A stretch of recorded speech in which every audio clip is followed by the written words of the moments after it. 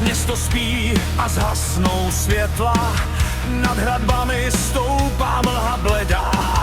Kotnov šeptá staré přísahy, kámen pamatuje dávné odvahy. Ve věži hoří jediný plamen, čas se zastaví pod starým trámem.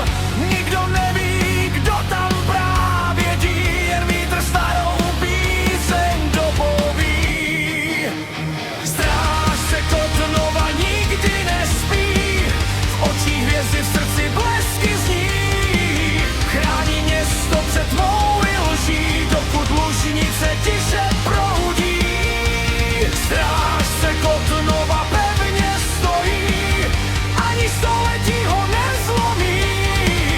Dokud zvon svůj hlas bude mít, tábor bude navždy žít.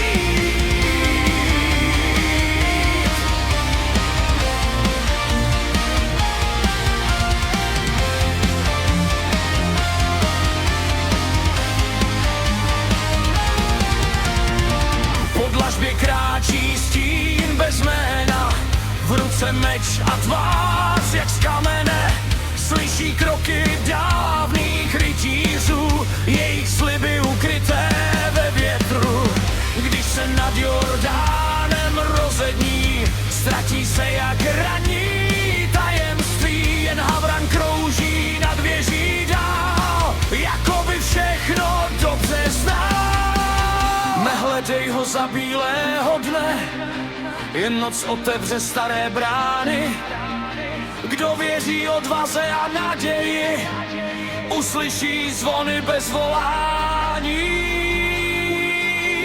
Strážce Kotnova stále bdí, čas mu sílu nikdy nevezme. Dokud v srdcích hoří čest, Kotnov bude věčný hrad.